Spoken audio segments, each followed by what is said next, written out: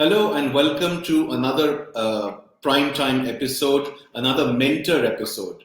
Now, I'm often accused of being biased towards the arts, and I've had interviews with artists and journalists and people of that nature. But I'm therefore especially delighted that I've got a doctor, a surgeon on the show today, a very, very inspiring gentleman by the name of Dr. Aditya Soral. He's an orthopedic surgeon. He is a multifaceted individual, extremely inspiring to me personally. He's been associated with the Rajasthan Royals IPL team. He's been associated with the Indian triathlon. He's a sports injury specialist. The list goes on and on. He's an aims topper. Now, what we're really going to try and understand from Aditya today, of course, is where his love for medicine began, because he, in my opinion, is one of those few doctors who's pursuing his passion, which is medicine. So, Aditya, welcome to the show. Morning, Karthik, and for me, it's a great honor to be in front of you, and thank you so much for inviting me to the Primetime Mentor show. Thank you. Well, it's always a nice feeling to hear good words about you, but you're quite kind and generous. Thank you on that too. No, it's my pleasure, and everything I've said, I mean each word of it. So, listen, without wasting much time, let's start. Let's go back a little bit and start really from your childhood. Tell us a little bit about your growing up years. Where were they? What were they like? Okay, so Karthik, I consider myself quite privileged. My father was an army officer. I mean, he's now retired. He was an army officer. And thanks to that, every 2 years we were just hopping locations. So I think personally that has played a huge part in how I grew up and my attitude towards life in general. So your friends changed every 2 years, your place changed every 2 years. That kinds of makes you quite flexible.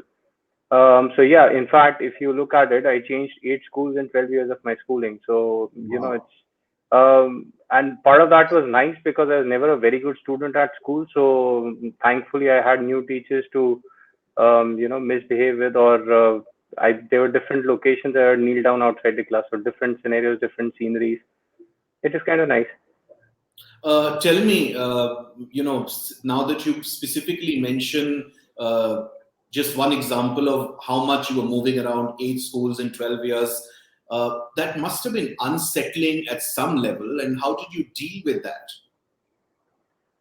I think the initial few years were quite tough. So I categorically remember way back in '89, we were, my dad was transferred out of Nasirabad and we were moving to Delhi. So if you've been studying into central school till that time, and then suddenly you move on to a big city like Delhi. Then that itself is quite overwhelming. And then the language became a huge barrier. I never thought that would be one of the issues I would suffer from, but back in all those cities where I had initially studied, English is something which you use only in the class, but in Delhi it's a way of life. So that was huge. But I think that is precisely what makes me rather if quite flexible about life. So I think that's what made me tackle challenges later on in life.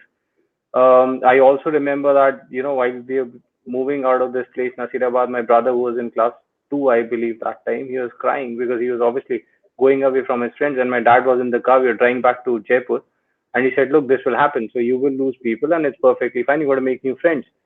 So it doesn't hit you then, but over when you grow up, when you remember all those instances, I think that's played a huge role in how I've shaped up. That makes perfect sense. The other thing I definitely want to touch upon is being an army man's son. Did having your father in the armed forces influence your outlook towards life in any form, and if yes, in what way? So it was not only my father. I think it's the entire environment, or the nature of the army cantonment per se. So that breeds discipline right from very early years of your childhood. You can't mess around much, And at the same time, there are certain liberties which the army, so you go to those mess parties in the evening and you see the young army officers speaking to each other.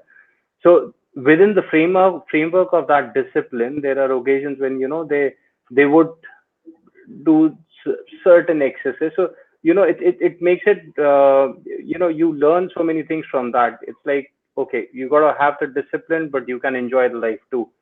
That balance of the two sides, I think that's very good in army cantonments. And yeah, so precisely that's made a huge impact on me personally. So I am not a rule breaker, but yes, to an extent I would push the limits. That's a great lesson to have learned.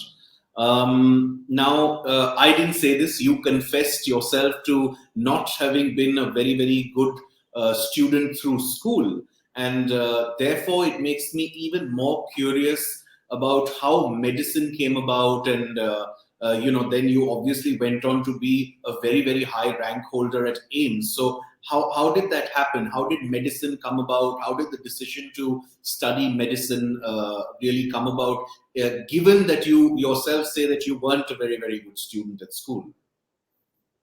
Yeah, I was, I mean, I won't say I was good. I would consider myself an exceptionally bad student.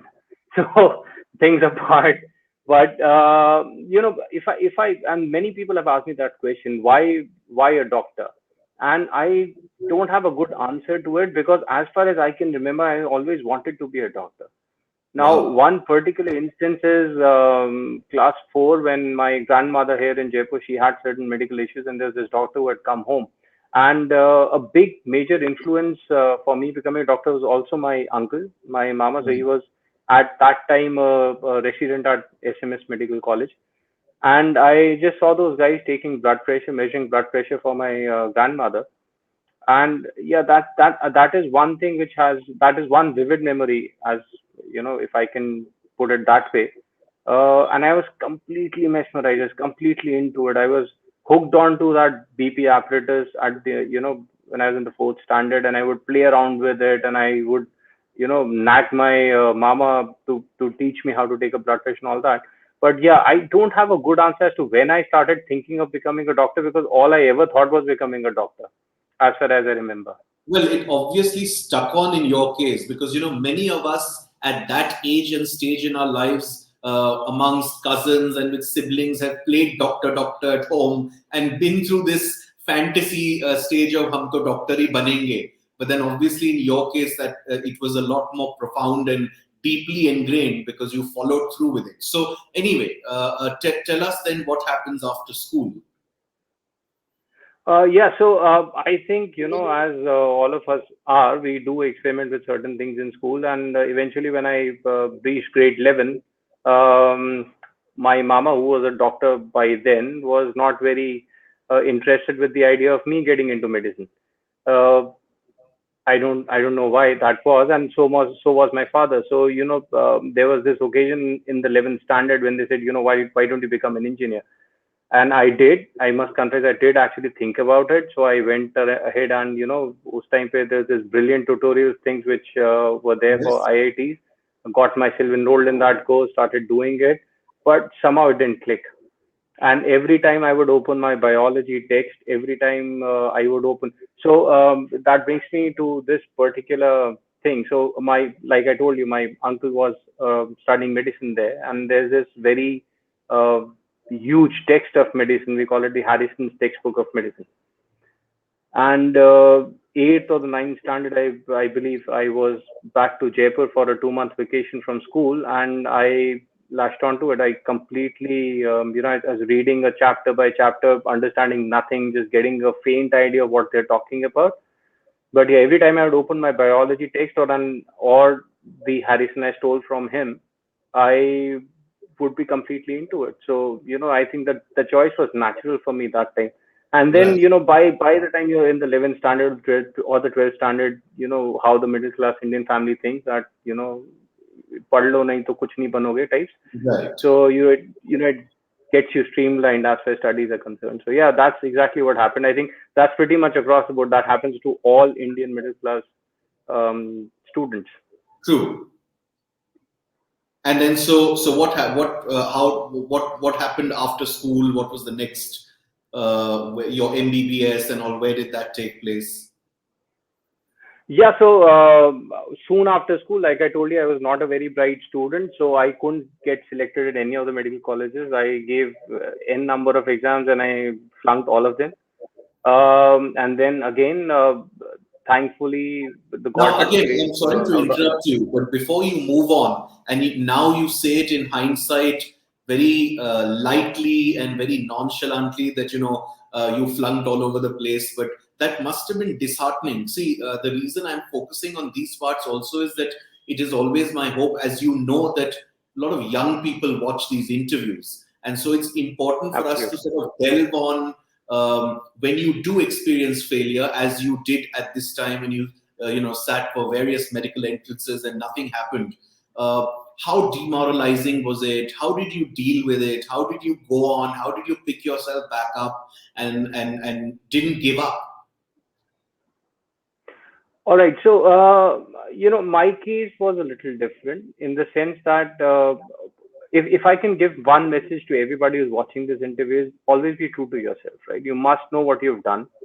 You must expect results out of the situation based on what you've, what is the input into that thing, and you must be quite honest with yourself. And honestly speaking, I mean, when I was in 11th or the 12th standard, I did become serious in studies, but I was never very serious in getting into any colleges. So, my dad put me through tuitions and all that, and I would hardly read and, stuff like that. So, in my case, I had taken it as a given that I am going to drop 1 year. Uh, but most of my batchmates in school who had worked pretty hard and they couldn't get through, they also had certain. I mean, those I would call as definite setbacks. But I think you know what, uh, call it fortunate or unfortunate. I think there were not many options for middle class Indians that time, unlike now. So you just get back onto it, right? Now that's all right. So you just get back to the books next month onwards. So yeah, I don't think or rather our emotional aspects of our personality were pampered by our parents, if that is the correct Yeah, that makes way to complete put it. sense. But So uस you didn't time have that time it was like essentially, you if better I do it. understand you correctly, what you're saying is that you didn't, you couldn't have the luxury of, wallowing or feeling Exactly, any exactly. of those Yeah, things. there's no that's not getting you anywhere anyways. But yeah, I think an honest audit of what you've done and whether you deserve to be somewhere, that's required. In my case, I was very sure that I will have a drop year because I simply didn't study hard enough.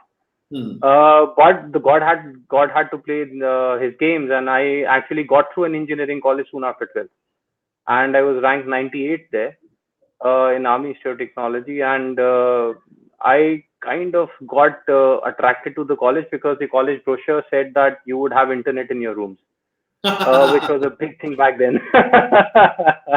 Yeah, but I'm glad I never, worked on. I followed those temptations because I would have been a very, very bad engineer. They would have thrown me out of college. So yeah, drop year happened, and then I was by that time you're quite serious. By that time you're walking, and I categorically remember I used to evenings when I would have studied, I would walk around in Raja Park and a few streets around. I used to live with my grandfather, and I would see those thelawalas, and with all due respect to them, the thing comes to your mind, ki, you better start reading or you better get through this, otherwise this is your future. Yes, yes. So that's how the parents also used to scare you.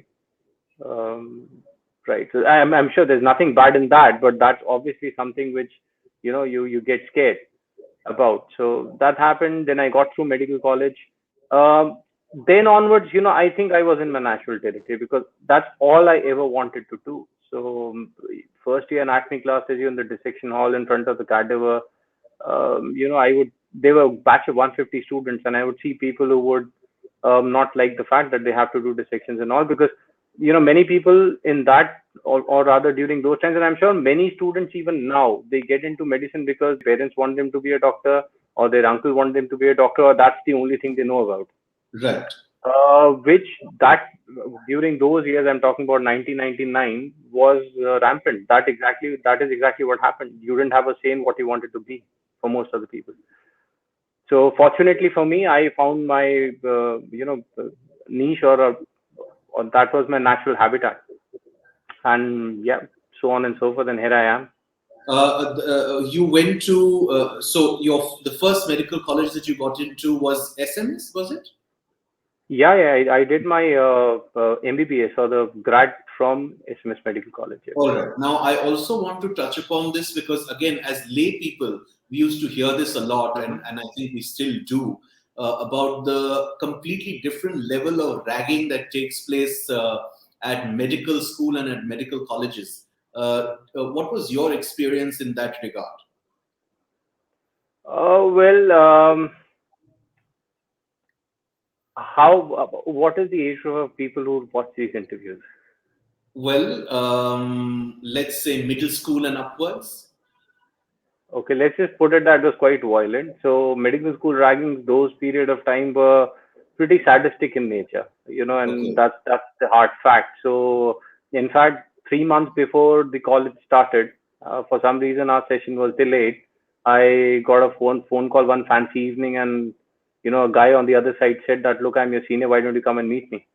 Mm-hmm. And I, being myself, I said, fine, I'm going to come and meet you in the evening. And I did go there, and my God, it turned out to be a bad day for me. But yeah, fortunately, those were the last years of ragging, because after that, it's with the new anti-ragging laws and everything, it's become very, very. Uh, it's now very rare for you to have those kind of raggings, and they were pretty sadistic in nature. Okay. But having said so, you always try to find the silver lining of the cloud, I believe you always try to find, or rather make sense of every bad situation.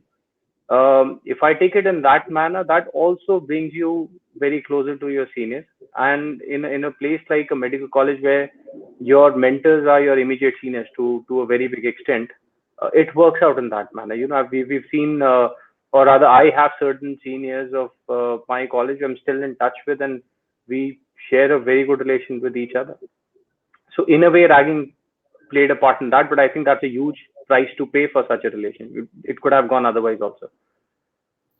Okay, so you do your MBBS, and I don't know how the trajectory of medical studies is. So maybe you can shed some light on that. So, at what point in your medical studies do you decide what kind of specialization you might want to do, and when did you decide, and how come it was orthopedics for you? Yeah, so there's a very nice story behind it. Well, so it's 6 years of medical school, which is basically four and a half of your study time, and then 1 year of internship. Um, my choice of subjects for post graduation were very different. I wanted to become a pathologist. That was my first choice. The second choice was a forensic medicine specialist, Okay. and third was a psychiatrist. I was quite intrigued by these subjects. I found those subjects very interesting. They were very offbeat in nature, and those are subjects which you normally, besides pathology, the forensic and psychiatry, they are considered what we call as a side subjects. They're not very. You're not supposed to be very serious about those subjects. But those were the ones which I wanted to do postgrad in. Right. Um, but even in class, or rather MBBS one, I realized that I do have a knack for a surgical hand, and I wanted to be a surgeon. Mm-hmm. So when I got through my postgraduate exam, the first exam I got through was the All India Postgraduate, which is an entrance exam, and I ranked 468. So I picked up general surgery at SMS Medical College. The only reason why I went to give an AIIMS entrance examination was twice a year that time. So I got selected in the December All India PG, picked up general surgery at SMS Medical College. Very happy with it because I wanted to be a neurosurgeon. So the way to neurosurgery is through 3 years of general surgery practice and then residency, and then you opt on to become a postgraduate, or rather a super specialist in neurosurgery. Okay. But then in May, there was the other All India Institute examination, which my then current girlfriend and now wife, Samriddhi, was scheduled to take, and I just accompanied her. I had already filled the form, but I was absolutely not interested. And then I went there. I sat for the exam. I'm I was sorry. pretty much Why clear for were the you exam. absolutely not interested? Was that because you were already quite happy with where you were in terms of your general surgery placement at SMS? Is that the reason? Yes, so I was extremely happy and satisfied because it's very easy for me to satisfy myself. I don't consider myself as a very good student, so 468 was the best I could ever think of, and I never thought I can actually crack an AIMS exam. So I did not crack the But November AIMS. So it is statistically the toughest exam on the planet. I think all I every time, I mean, during those times I used to tell everybody that look, it's easier for you to crack the AIMS exam if you've got good concepts, because it's better than a factual or rather a fact or a road based all India exam. But for some reasons I never thought I had the capacity to crack an AIMS exam. So the May aim, when it came, I said, I look, somebody said, look, I'm going there. I said, okay, I'll just accompany you to Delhi. And GK1, I believe, one of those schools there, I sat for the exam and somehow I did crack it. But in the hindsight, what I realized is that, we are under so much of pressure when you're sitting for an exam, that most of the times, if you take off the pressure and you just allow the guy to think, it becomes easier for you to crack the exam. And that's precisely what happened with me in the May entrance examination for AIMS, because I didn't have any stress. I already had a seat. I was in a residency program. I was in a residency program of my choice. So, I had absolutely no stress whatsoever. I could think about the questions. I could, do whatever. And I happened to crack the exam somehow. But that's So, a yeah. And then, that's a very very important point you've inadvertently raised, because what you're effectively saying is that the reason you did so well is because there was no pressure on you. there was no pressure. And in fact, as you say, we did a second trial of that. So two of my colleagues or rather my co-students at the MBBS, who could not get through in their first exam and who were actually much well than I was. And the other December after that, so that's December 2006, they sat for the postgraduate PGI entrance exam, and I told them the same thing. I said, look, if you think about the exam, you're not going to clear it.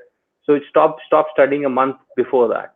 They did Mm. it, and they cleared. Both of them cleared the PGI, and both of Wow, them are actually now. One of them is an associate professor at AIIMS Delhi. The other is a very well-known dermatologist in Jaipur.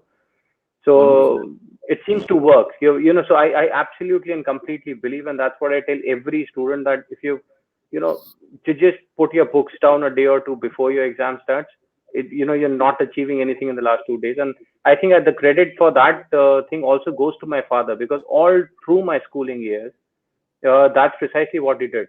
So he'd screw the happiness out of me till the 48 hours before exam, and then he would suddenly say, pack your books, we're going to the club, enjoy your pizza, eat whatever you want to do, go swim, go play. Now you're not touching books whatsoever. So I think that worked. That's wonderful. And so then you get into AIMS, and obviously then I mean you make the switch. You go from you leave SMS and you go to AIMS, right? Yep. Yep. And so now AIMS is one of those institutions that has had documentaries made on it, and lots has been written about it, and a resident's life in that hallowed institution. One could talk perhaps about hours. I'm sure you can, and you have so many stories. But tell us briefly about the experience at AIMS. Uh, well, as you said, AIIMS is the mecca for all of us. So as far as any medical student in India is concerned, now you've got multiple AIIMS, but that was just AIIMS Delhi that time, right? So, and cracking an AIIMS exam and being at AIIMS Delhi, it's a different feeling altogether. And when you reach AIIMS as a resident, and that's true for almost all residency programs across the country, but more particularly so for AIIMS, we started saying that there are Homo sapiens, then there are animals, and the one in between is a Homo residentialis. So he's the resident at AIIMS. So he's not a human, he's not an animal, he's somewhere in between. Oh, So that's how you are. So again, a very interesting story. So my session started July 1st, 2006, when I was supposed to reach the ward, and the guy who was 6 months senior to me was just raring to leave that ward duty and go to the operating room. He was expecting me in the ward on the 1st of July, but I reached late. I went to the head of the department's office, and it was a Saturday.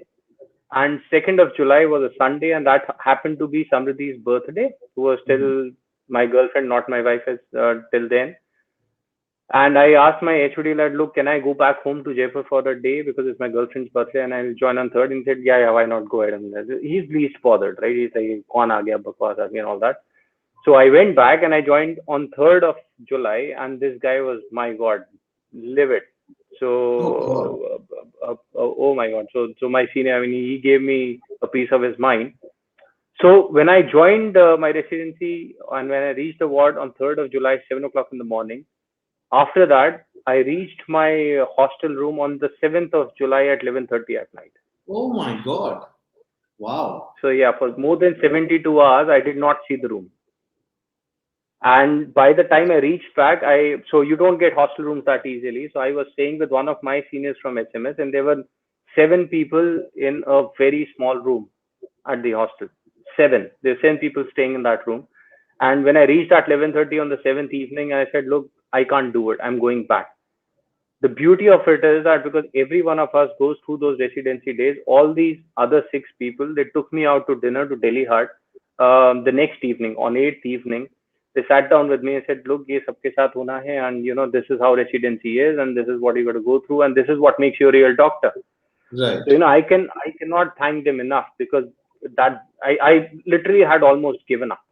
Right. Yeah, but then you get used to it, and I think the work ethics at aims and the kind of mentoring you have, across the board, the consultants are world-renowned experts in their own fields. Your seniors have all cracked the aims exam, have an IQ level which is much higher than yours, so you are in that group which is excelling on an hourly basis, not even Hmm. on a day basis, right? So that keeps you active, that keeps you thinking, that keeps you, so yeah, that was an experience which was much different from anything else. And I thank my aims years for whatever I am today. Yeah, that's I can imagine because I feel that way about certain institutions that I went to. So I understand the feeling.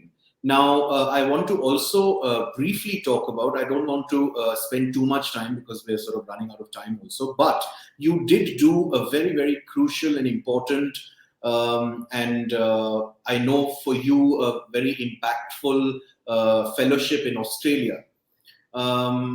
Now, what I want you to talk about in terms of that fellowship is, in your opinion, how important is it to get that stint or that exposure outside of this country? Uh, I think that's very important. And I think I won't say it's important, I think it's indispensable. It's Okay. absolutely indispensable because, see, we have a way of living and they have a way of living. I won't say ours is wrong or theirs is right or vice versa, but I think it's always better to have a different look at life. So back in Australia, I learned almost all my soft skills, my bedside handling of the patient, my bedside manners with the patient, from my mentors in Australia, Dr. Morgan. Hmm. So they are good in India, but if you can bring that facet to your personality, if you can bring that facet to your dealing with the patient, I think there's absolutely nothing better than that. And I would strongly suggest. I mean, I don't know about other fields, but I'm sure it's the same for all fields across the board. I think it's absolutely indispensable for you to touch 3 or 4 shows before you get on with your own stuff. It's indispensable. Okay, but what you're essentially, or at least in your case, what you're saying is that although you were technically very sound, courtesy or education in this country, your other soft skill, bedside manner, handling of patients, etc., was polished up with your stint abroad. Absolutely, because see, in India, and let me put it on record that in India you have one of the best medical services across the world. Mm. You can access the super specialist directly. You have very little waiting time. Back in all those countries where I've worked in US also. I've been to UK and Oxford too. There is a wait time involved for every patient in the emergency, and for a non-life threatening or a limb threatening condition, that can go as high as 8 hours. you know Wow. uh, in our outpatient department at aiims, in one outpatient department we used to see 350 patients. Wow. So you are focused more on the mechanical aspect of things, focused on more on diagnosis and treating the patient and sending them back so that you can see the next one. So the compromise is the soft skills. So that part of my training, that was all Australia. But now that you've mentioned this so categorically, is the natural corollary is that now that you have come back and you work both at a established hospital as well as have private practice, how do you strike a balance between those two things? Because you are a very popular doctor. India is as populated as it is. So how do you strike that balance between your hordes and hordes of patients coming in, and then you giving that a little bit of extra time to sort of humanize that patient? How do you strike that balance? I think it comes easy for me, Karthik, because I am a person who likes gossiping. I am a person who likes to speak to people. I'm a person who likes to talk about things other than medicine. So I think for me it pretty much comes naturally. And I just love practicing medicine. I just love seeing patients. I love solving their problems. I love knowing about their lives. So it doesn't, for me it's no sweat. But I think it's important for you to strike a balance somewhere. For me, I think I never thought about balance in a way, because that's what I love doing all the time. Okay, last two questions, very, very important. Ek to, tell me, and I know this is a slightly broad, generic sort of question, but why and who should become a doctor among young people? Okay, yeah. So briefly, 3 years back, I saw an industrialist who brought his son to me, and he's a pretty famous chap. So he said that, look, I've got businesses across the board, including African countries, and here's my son. He wants to be a doctor, and I've told him that, look, there's no money in being a doctor. Why don't you join the family business? And that's what I told him. I said, look, in my opinion, only those people should become doctors who ever wanted to become doctors, right? There is no way for me to rationalize this, but that is what I strongly feel, because medicine is not a profession. Medicine is the way you live your life. You really must be into medicine all the time, because that's all you have to be thinking 24/7, even on Sundays.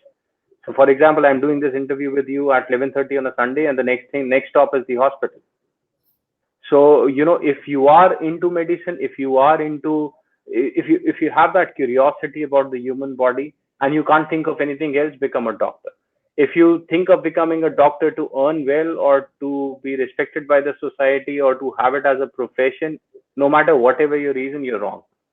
Okay. You're absolutely plain and simply wrong. So you just think about being a doctor because that's the only thing you can think about. Right. Then, you won't be wrong with that. Okay, that's a very, very honest and straightforward answer. And my last question to you, and feel free to elaborate on this and talk about all the other things that you do. I've seen glimpses of what a pressure cooker, high stress job you're in. Your calls to hospital at all odd hours, etc., etc. How do you keep your sanity? How do you stay motivated, positive, mentally healthy? What do you do? I think I would probably link this answer to what I just said before. That is the only reason why I say anybody who wants to become a doctor should be so passionate about it that he doesn't think of anything else. And I personally feel that a thing like a work-life balance is something which we've created artificially, right? And nothing can be true for a profession like medicine, where it's actually not work. If you look at the history of medicine, the earliest doctors in the 1700s and 1800s had no formal training, because there was no formal training in medicine. Sure. It was only out of curiosity that they started delving into diseases, trying to figure out what you can do for it. In fact, if you look at the entire field of orthopedic surgery, the most famous ones, we still use the splint which is made in his name, H.O. Thomas. And this guy used to work at a shipyard, and he was the son of a cobbler. So that's how medicine began. It was never considered as a formal profession like being architecture or engineering or law or whatever. So Right. I would strongly suggest that it is not a work-life balance when that is all you want to do all the time. Having said so, I think if I have to still talk about certain things, the best way to keep sane is to keep physically active. If you taking that 1 hour off from everything else and you putting it into caring for your body, be it running, cycling, swimming, gymming, whatever you want to do, that's exactly how you keep sane. Okay. And so that is obviously why you are so active in various, and there's various manifestations of it, from hiking to trekking to cycling, swimming, running, your Ironman involvement, etc. Is basically to keep your mind and body active along with your high pressure job. Though you love it, but it's still high pressure. Well, it is, and for me, actually, it was a way to figure out the answer to my midlife crisis. That's how I got into running and cycling. So, yeah, I'm still looking for it. So, yeah, Okay. All right. Well, it's been lovely chatting. Thank you for taking the time. I think there's lots of food for thought for people who watch this interview. Lots of information, lots of insights. Thank you very much. It's always a pleasure to chat with you, and I'll see you soon. Thank you so much for taking the time. thank you for having me over, Karthik. It was absolute pleasure.